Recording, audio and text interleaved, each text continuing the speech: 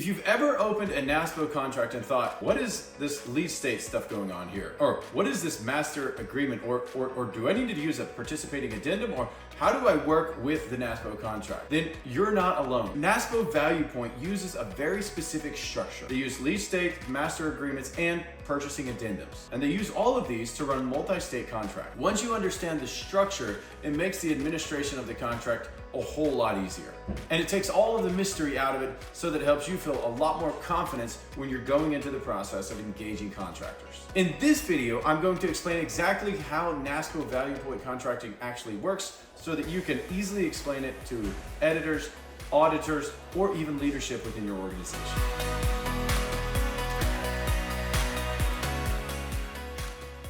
Hi, I'm Jason from TaikaTranslations, and we're a veteran-owned company that serves federal entities, schools or state, local education type entities, nonprofit organizations, translation companies, and entities all around the world who work within the industry of translation, graphic design, or even who are looking for in-country facilitators of work that needs to be done abroad. My company, TaikaTranslations, is a NASPO ValuePoint master agreement contract holder in the translation space. So we live inside the structure of this NASPO type contracting each and every day. So here's who I'm making this video for. I'm making this video for you if you work in procurement, contracts, or program management within some type of public organization. Or if you keep hearing, that's on a NASPO contract, just use the NASPO contract. You're not really sure how to engage. And you simply want a clear cut and clean explanation of what it is and how to utilize it to your state's advantage or to your department's advantage. So what I'm going to cover in this video is what a lead state model actually is, what the master agreement is, what a participating addendum is, and who has access to these contracts and who is allowed to use them and how to do that. Before I explain what NASPO is, I just want to really quickly highlight that this video is for general education purposes only and does not constitute any legal advice. So every state and procurement program has their own laws, bylaws, rules, or other specific items within the organizations as how modus operandi, how they're supposed to carry out dealing with different types of contract situations. I'm going to cover the overall general one for how people normally work with NASPO so that you can understand it maybe hopefully a little bit better. And make sure before using the contract that you actually do contact your legal department before making any final decisions on how you're going to fully utilize the contract. All right, so big picture.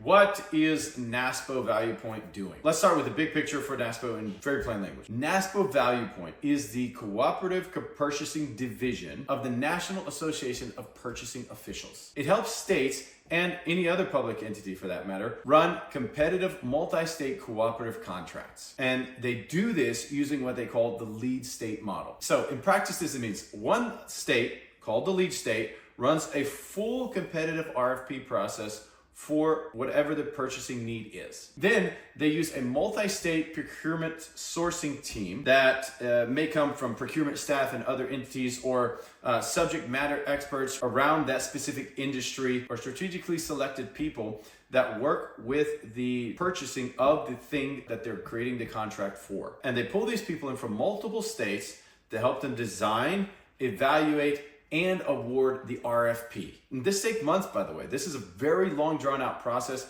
in many cases, and they work really, really hard to get it right. All right, so once they're finished with this RFP process, so that means the lead state has identified a purchasing item that many states need and that they typically have contracts for, or they're trying to get contracts for, or bring in great talent for, then they get all of those people to come in who are subject matter experts, and they work on this contract together to make sure it's an incredible contract. There's unity and diversity, right? There's strength in numbers. There's strength in the council of many. And they utilize that concept to create and facilitate the launching of a contract that will not only help their state, but many other states. Of course, the lead state does get some benefit from this, but more importantly, they provide a vehicle that you can trust for the administration and purchasing of that service in no matter what state you're in, as long as the contractors agree to provide you that service in your state. Now, after they have gone and created this master agreement, other states can piggyback onto that master agreement, work that is not just done, but done really, really well, long drawn out process, very critical minds working very diligently for months to make this thing come to life. And then they have published this master agreement and say, all right, guys, we've done a really detailed, very long drawn out, very diligent research of all of these contractors. And these are the very, very best in the market right now who have applied to be working through the NASPO contract. And if you decide to work with them, you can bet that they have all their checks done. They are perfectly in compliance. They have their insurance. They have their business documents set up. They have their references from clients. They have been tested, and they have gone through a very, very rigorous process to be selected and approved to be on the master agreement. So when NASPO puts out this contract, many, many entities try to get on the NASPO agreement because it holds such a high level of trust in the marketplace for those who have used it or are currently using it. And this is not only in translation. Obviously, I'm talking about it because we have a NASPO contract and we provide services to states under the NASPO agreement. But more importantly, it's a trusted vehicle for many different types of services or products that can be purchased in the marketplace at any given time. And they're always looking for new contractors. They're always renewing new contracts. Some contracts are coming. Some contracts are always expiring and being renewed so that they can bring on new and incredible contractors. Because each and every day, new businesses open up. New vendors might be who have not been able to get on the NASPO agreement before have now become eligible, and now they can compete and be put into the review cycle to possibly be approved as long as they pass all the checks and balances and have the reference and have built the trust in the marketplace regarding the thing it is that they provide to those public entities. So it's a very, very long drawn out, difficult process to get approved and then actually to be awarded a master agreement. And then all of that work can be piggybacked on by all the other states in the United States who can now access that contract and take the benefit of all of this massive amount of work that's already been done and apply it for the benefit of their own state, simply by participating in Addendum that says either my entity from such and such state wants to adopt the master agreement from the NASPO's whatever service. Take mine, for example, the translation service, but it could be any of the other master service agreements that they have.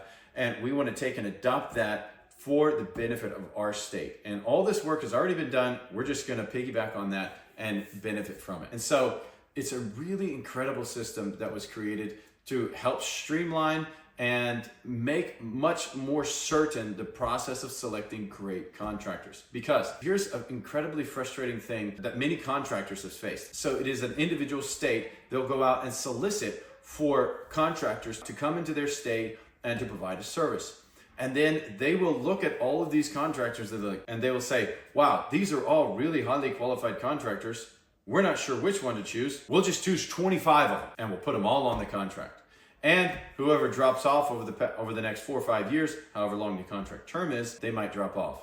And then at least we'll have 5 or 10 left over. But that is incredibly inefficient and frustrating, and you set yourself up for failure because once you get contractors on a multi-award state contract and there's 25 of them and there's not enough work to go around, all of the contractors are going to be bombarding the state officials with marketing to get the work from that contract. And now you have 25 contractors, companies, trying to work on getting the exact same work from all the entities within the state. And guess who gets frustrated? All of the state officials, because they're being bombarded day after day after day with contractors who are saying, hey, I provide this service to your state. I've been on the state contract for the past 2 years and we're working with so-and-so and so-and-so, and we'd like to work with you. And imagine getting that 25 times a day or 25 times, heck, per week. It gets old really, really fast. So I hope you can see a little bit more of the benefit of using the NASPO contract because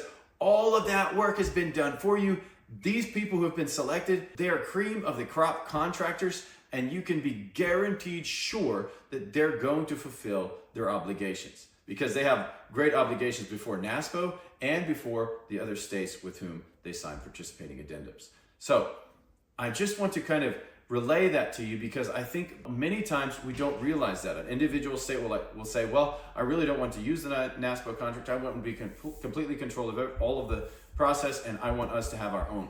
Well, yes, and I've seen this many times because my company is on several multi-state contracts that have 20 plus vendors on that multi-state contract. And the people in the state, the people who are purchasing those services within the state, they have told us time and again their frustration when so many other contractors out there are mailing them day after day, calling them and badgering them all day long to get the work. And it's so frustrating. And I can just imagine how frustrating that must be, especially if the state has multiple multi-award contracts. Just bear with me for a second. So translation has a contract, plumbing has a contract, HVAC has a contract, construction has a contract, and all the food services, they all have contracts. Can you imagine the amount of communication buzz that is going on inside of these offices that is killing any efficiency that these people have at getting their work done? I mean, you would have to have full-time people just to answer the people on all these multi-award contracts. It's growing increasingly frustrating for all of these procurement officers who want to do a great job and want to provide great value to the state, but they're getting bombarded day after day after day, and it's incredibly frustrating. And that's something that the NASPO ValuePoint contract helps to eliminate. All right, NASPO aggregates the demand of all 50 states and all other U.S. territories, all their political divisions and subdivisions, and in many cases, eligible nonprofits, higher education institutions, and other in-state entities depending on state laws. So that's really the high level of it. Now, let's zoom down on each part real quick. What is the role of the lead state in the NASPO ValuePoint contract? Think of the lead state as a driver of the bus. So you got this big long bus, you got a driver in the front, and the lead state is the driver. NASPO ValuePoint contracts, they always start with one lead state. There's only one driver in the bus, can't be more than that. They issue the RFP and they manage the entire sourcing process, negotiates with the vendors. So after this RFP, all the administration, all the qualifications, all of the removal of contractors who didn't meet those qualifications is done. Then they start negotiations with the actual vendors themselves. All right, this is the stuff we need. These are the rates, these are the market rates. How can you meet those rates? Are you above those rates? Are you below those rates? What's going on here with the rates? And they start to make those negotiations. And so as a result of this, they administer a resulting contract for the benefit or on behalf of the entire cooperative. But they don't do all of this alone. They're supported by the MST, the multi-state sourcing team. So this means procurement officials from other states. In fact, every year there's a massive conference that everyone tries to attend who's either on the contract or from the procurement side who's a state official in the procurement sector, and they gather everyone together. Sometimes it's Orlando, sometimes it's Las Vegas. It can be in different states. Anyways, it's typically in a really, really nice place, and everyone gathers together where they bring all these officials in together, both on the vendor side and on the procurement side, to make sure that all of the best practices of that current year or that have led up to that point are being implemented and used to the advantage of those who are doing the work in procurement. So the multi-state sourcing team, or the MST, they come together from the different states. Again, I mentioned earlier, they're subject matter experts around the purchasing of this type of item or service. And sometimes they are even the end users, the actual people who utilize this type of a contract in their state. So together, this team sits down and they define the scope of the entire contract. They define the terms, the conditions. They define the evaluation criteria for who's going to be evaluated and how they're going to be evaluated. And then after they have created this entire program, they go through the process of reviewing all the vendor profiles and the submissions. And once that's all said and done, they present their recommendation for awards. The important thing to understand is the RFP is a full competitive public procurement. It happens on a large scale and is very highly visible and publicly announced. The lead state runs the procurement process under their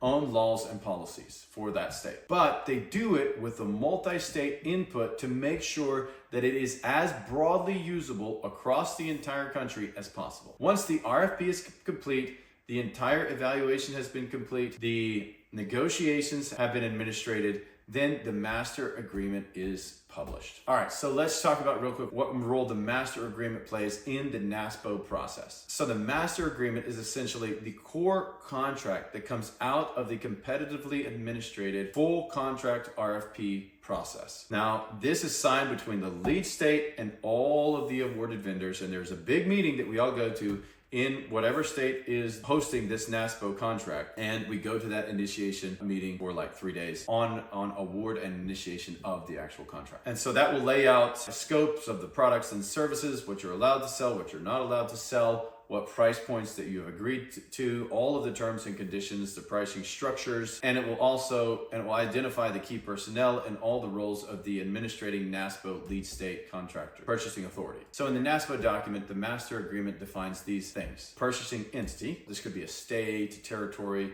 another eligible public entity within a state, or a nonprofit organization that may sign a participating addendum in coordination with the master agreement. Or it could be a purchasing entity, and they define that as a specific agency such as a university, city, a city council, or other local entities that may issue an order under the specific contract. So you can think of the master agreement as more of a blueprint that every participating addendum will go under, or rather a blueprint that every participating addendum will build on. Let's go to the participating addendum. This is your local state on-ramp to the NASPO ValuePoint master agreement. Now, this is the piece that individual state buyers or procurement officers or entities, they touch this document directly. Well, maybe not physically, maybe it's just on your screen, but anyways, this is the one you're going to be interacting with most often. So that's the participating addendum, or the PA as we like to call it. The PA is a bilateral agreement between an awarded contractor and the participating entity as defined in the previous section. So this is usually a state, and this could be offices within the state, it could be a school district, and I talked a little bit about this just a little bit earlier, so I hope that's very clear as who it might be that is signing and creating or launching a PA for their organization or entity. So the PA is basically a declaration and a confirmation that the entity or state formally adopts the master agreement for their organization, and they add any of their specific state desired terms to that. Maybe some conditions, maybe some limitations, maybe some spending limits or order limits, or whatever the state deems fit for adding to the master agreement that has the purchasing addendum with any of their specific state desired terms, conditions, or rules. So these are the common things that we mostly see as we're working through setting up. Basically, first and foremost, which products or services are in the scope or required or needed by that state. Which entities are allowed to use it. There are different ways that states handle this. Sometimes they just go straight out, they sign the purchasing addendum for the entire state. That's typically the easiest way that the state can deal with it. And then they work with the contractor to make sure that everyone who is benefit from that contract within their state is aware that now they are on the NASPO agreement, they have signed the participating addendum, and now those entities within their state who need that service have direct access to that and can purchase immediately. So sometimes in these PAs, there are agencies that are allowed to use it and agencies that are not allowed to use it based on the rules and bylaws or conditions of the entities within the state.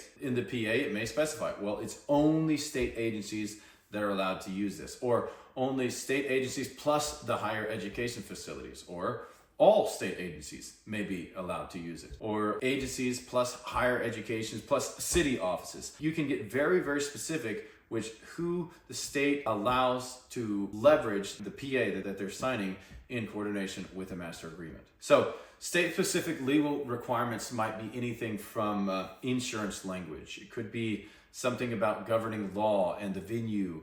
It could be data privacy terminology that they want to add, or administrative fees or reporting requirements for the state. So the master agreement says, here's the overall deal that everyone's agreed to. And the PA says, here is exactly how our state prefers and will administrate this contract in coordination with that master agreement. Political subdivisions like counties, school districts, charities, some nonprofits could also use the contract as a purchasing entity within a state, as long as the state doesn't have any verbiage in their participating addendum that specifically disallows that activity. So, who can actually use the NASPO ValuePoint contract? This is one of the most common questions that people have. Who can actually buy off of the NASPO contract? The answer is this: it depends on the state and what's written in the PA. At the NASPO ValuePoint level, the contract is designed for all 50 states,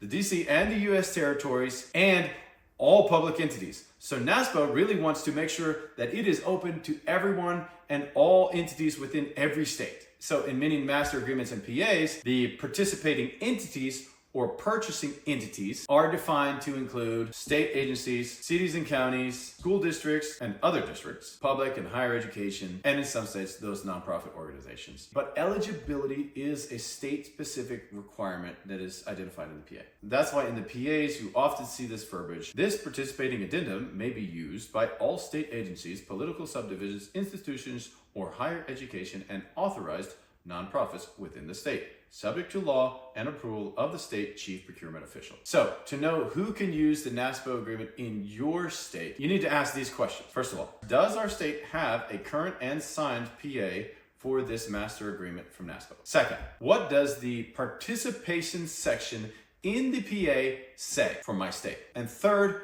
what does the state chief procurement office or official say about eligibility? So now I'm going to jump to a couple quick examples of how NASPO actually works out in real life. I'm just going to deliver this into you in a simple story to help you tie this all together. Imagine the state of Taikaland runs as the lead state on a NASPO portfolio for remote interpreting and translation services. A multi-state sourcing team helps design and evaluate the RFP, and several language providers are awarded on the master agreement. The master agreement defines all of the information about the interpretation, the translation, the services that may be added or that must be omitted from the contract for whatever purposes, and the roles for the NASPO lead state purchasing entities and participating entities.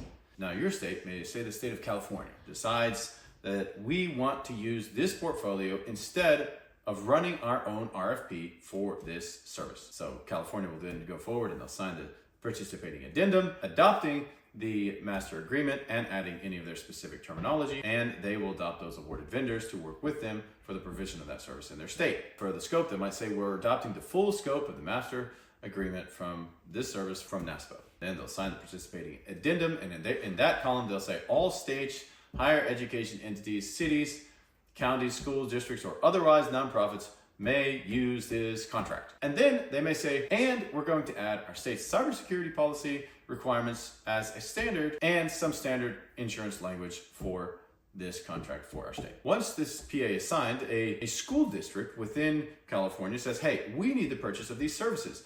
Do we have to do the whole RFP process? The answer is no. As long as on the PA it says that school districts within your state are allowed to use that and you fall in that category, then you can immediately utilize the benefits of that contract as soon as it's signed in alignment with the directions from your state on how and who is eligible to use it. For the contracting reference, you'll issue a purchase order referencing the master service agreement and the PA that you have. For the issuing of the PO for that service, you'll issue a PO referencing the master agreement contracting number for the NASPO ValuePoint contract. And then the vendor, they deliver all of the services and invoices to the district and report back on the NASPO side as required. Everyone is operating under the same core master agreement with local customization set by the PA for their organization or their state. So before we wrap this up, let's do a really quick recap. Let's see if I can do a recap in one breath. NASPO is a ValuePoint purchasing contract that utilizes all of the talent and expertise and multi-state subject matter experts to launch an administrative contract that all the other states in the union and the territories have access to, giving all of the entities within that state access to the utilization of that master contract. I'm still not out of breath yet. I haven't taken a breath in. Other states utilize that through the participating addendums. They add their terms and conditions and specify, I just took a breath, and specify who is allowed or not allowed to use that contract. Eligible entities may be specified in the purchasing addendum, and then you can decide. And it is very clear within the purchasing addendum for your state who is allowed then to take and utilize that for your state. So once you understand those aspects of it, NASPO becomes something that is very transparent, a very, very powerful, transparent procurement tool that you can utilize that has so many different checks and balances worked into the entire process to make it easier for you, more efficient also for the contractor, because now the contractor can go set up their NASPO contract and then they can take that and market that to all of the other states, getting those signed with each individual state, and having only had to participate in the RFP process a single time and go, although rigorous, a single time that makes it much more efficient for everyone who needs that service in all of the different states. If you work in the public sector or in public sector purchasing or contracting, please hit like, so more folks can find the content that I just created today. And if you found it helpful for anyone and you think somebody in your organization or in your state might benefit from this, please copy the link to this video and send it over to them. I would really appreciate it. Hit that share button and just let them know that there are contractors like us out there that are trying to help things move just a little bit smoother, especially when things get a little crazy in the contracting space. And let me know in the comments below what part of NASPO is still confusing for you or for your entity, and I will endeavor to make sure that I either make a video about it or I will just respond to you individually on how that works. Your questions, they help shape all of the new content that's coming out that I'm producing week after week after week to help people be more clear, more transparent, and have a higher level of trust for different contracting vehicles within the procurement space. Thanks for watching, and I'll see you in the next video.